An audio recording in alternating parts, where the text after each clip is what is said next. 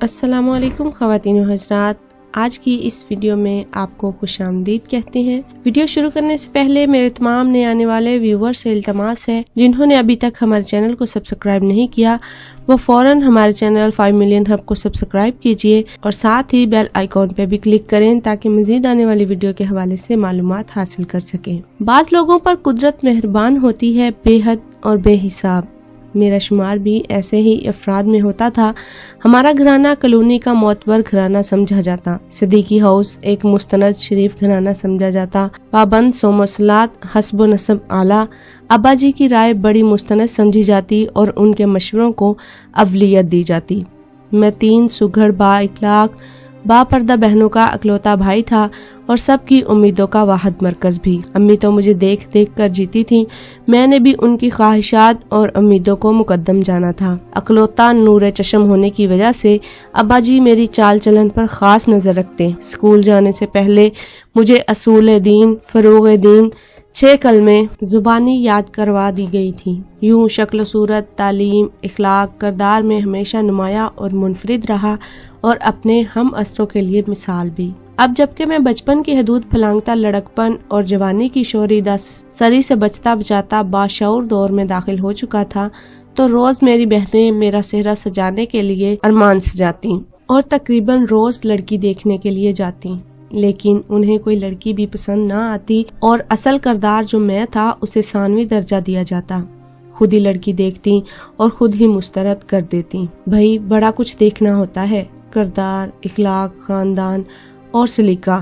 رافعہ آپا انگلیوں پر خوبیاں گنواتی، خوبصورتی، تعلیم، کرن اور مہوش تڑکا لگاتی۔ ارے بھائی ہٹو، بس ایسی ہو کہ آتے ہی رونق لگ جائے۔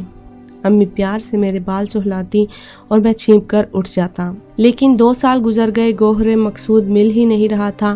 میں اکتانے لگا، میرے دوست، کولیگ، کزن سب بال بچے دار ہو گئے اور میں یعنی عبداللہ ابھی تک دیوانہ پھر رہا تھا۔ ہر لڑکی پر بہنوں کا اختلاف ہوتا اور میں مشرقی بیٹا ہونے کا ثبوت دے دے کر تھک چکا تھا۔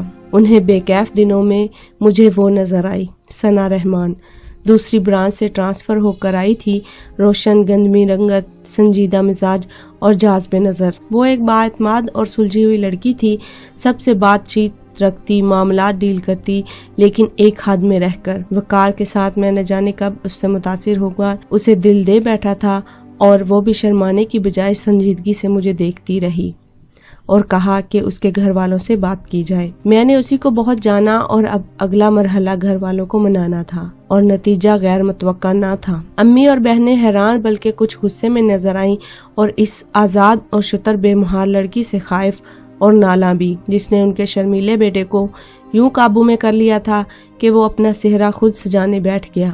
ابا جی کے تعاون سے ہم سب ثنا کے گھر گئے۔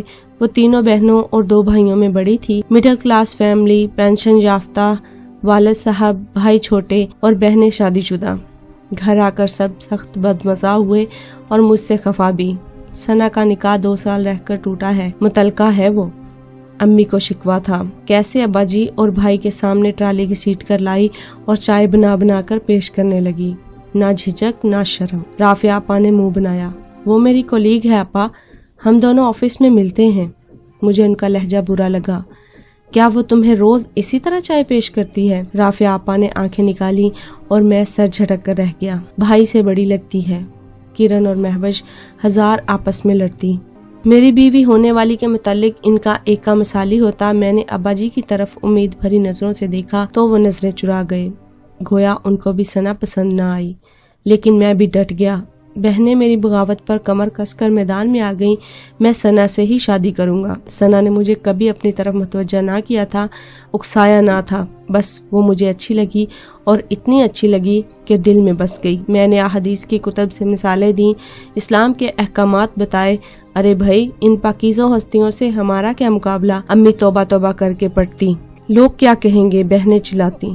ثنا پر وہ الزام لگاتی کہ اگر ثنا سن لیتی تو ایٹمی جنگ کا آغاز ہمارے گھر سے ہوتا۔ بہرحال وہ اپنے کردار کے متعلق بہت حساس تھی۔ میں اپنی محبت کے محاذ پر تنہا تھا اور جس قلعے پر محبت کا جھنڈا گاڑنا چاہتا تھا اس کی ملکہ گھر والوں پر فیصلہ چھوڑنے بیٹھی تھی۔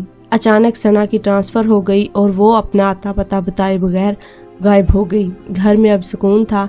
गीबत, ऐब जोई के चैनल्स बंद थे। अम्मी वज़ाइफ में मसरूफ। एक रोज मैंने सुना मेरी मंगनी हो रही है, पुप्पो की नंद की देवरानी की बहन। मैं सकते में रह गया। अब्बा जी ने मेरा चेहरा देखा तो मुझे अपनी स्टडी में ले गए। देखो बेटा, हमारा बापर्दा दीनदार माहौल, वो लड़की यहाँ नहीं रह सकती थी। नस्ल की तरबियत, सना की जॉब, निकाह का टूटना, लोगों के तबसरे, वो सब नुकसानात गिनवा रहे थे जो सना से शादी की सूरत में मतवक्का थे। राफिया और तुम्हारी माँ सना के घर गए और उनके वालिदैन को समझाया कि वो हमारे बेटे को फंसाने के लिए अपनी बेटी को आगे ना करें। अब्बा जी, मैं शशदर रह गया। उस लड़की ने एक गैर महरम को अपनी तरफ माइल किया है। ऐसा कुछ नहीं है। उसने मुझे कभी आंख उठाकर नहीं देखा था। मैं सदमे के बायस बोल न पा रहा था। सिर्फ लड़कियां मशरकी नहीं होती, लड़के भी मशरकी होते हैं, और मैं इसका चलता फिरता सबूत था, जीती जागती तस्वीर। बाद में किरण ने बताया, जब मैं भूख हड़ताल पर था तो राफिया आपा और अम्मी ने सना को फोन पर खूब सुनाई कि वो उनके बेटे को वरगला रही हैं। मैं दुख से रो भी ना सका। मर्द रो नहीं सकते ना, इसलिए मैं सना से फोन पर बात करके अपनी पोजीशन वाजिया करना चाहता था। उसका नंबर बहुत मुश्किल से मिला। सना, मैं शर्मिंदा हूँ। मैं उसे सब कुछ कहता गया और वो खामोशी से सुनती रही। अवैस, अगर तुम्हारे दिल में मेरी इज्जत है, एहतराम है, तो मुझे उसका सबूत दो। मैं समझा वो मुझे कोर्ट मैरिज का मशवरा देगी। मैं भी बगावत पर तैयार था। तुम अपने घर वालों की मर्जी से शादी कर लो। मैं अपनी निगाहों में सुरखरू हो जाऊंगी। अगर तुम्हारे दिल में मेरे लिए कोई जज्बा है तो मुझसे कभी राब्ता ना रखना। मैं जॉब करती हूँ, घर से बाहर निकलती हूँ, तो ये एतमाद मेरे वालिदैन ने मुझे बख्शा है, जिसकी मैंने हमेशा पासदारी की है। वैसे भी मेरी शादी हो रही है और वो शख्स और उसका घराना मुझे वो इज्जत और एहतराम दे रहे हैं जो तुम और तुम्हारी फैमिली कभी मुझे ना दे सकते। और याद रखना, वो थोड़ी देर रुकी। मेरा पूरा वजूद कान बन चुका था। मैं एक एक लफ्ज सुन रहा था और उसने फोन बंद कर दिया। सना से मोहब्बत थी या उस मोहब्बत की इज्जत की पासदारी जो मैं घर वालों के फैसले पर राजी हो गया था। सारी गली बकानूर बनी हुई थी। मेरी शादी पर घर वालों ने सारे अरमान निकाल दिए। कनीज फातिमा बिन्ते हाजी मकबूल अली शरी हक महर के मुताबिक मेरी जिंदगी में शामिल हो गई। मेरे निकाह में शरी तरीकों की पैरवी की गई थी। अब्बा जी ने खुद निकाह पढ़ाया था। वलीमा शानदार ज़ियाफत थी। बहनें अम्मी दुल्हन पर वारी सदके जा रही थीं और मैं बिल्कुल खामोश तमाशाई बना ये सब कुछ देख रहा था। सना का एक जुमला मेरे कानों में गूंज रहा था, अवैस, मजहब वो नहीं जो सिर्फ अबादात में नजर आए। मजहब तो वो है जो रोजमर्रा मामलात में शामिल होकर तारुफ बन जाए। फिर लड़की जो घर से फकर माश लेकर निकलती है वो बेराह रो नहीं हो सकती।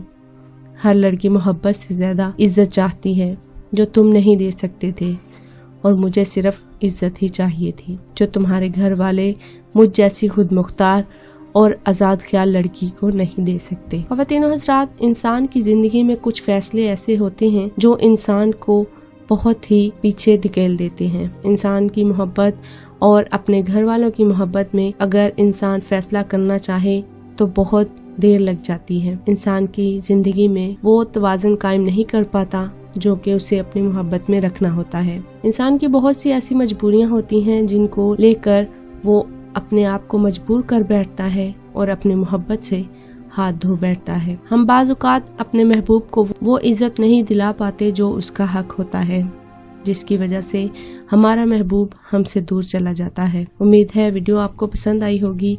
मज़ीद इसी तरह की वीडियो देखने के लिए हमारा चैनल 5 मिलियन हब को सब्सक्राइब कीजिए और साथ ही बेल आइकॉन पे भी क्लिक करें ताकि मज़ीद आने वाली वीडियो के हवाले से मालूमात हासिल कर सकें। अपनी एक और वीडियो के साथ फिर हाजिर होंगे। तब तक अपना ख्याल रखिएगा। हमें दीजिए इजाज़त। अल्लाह हाफिज़।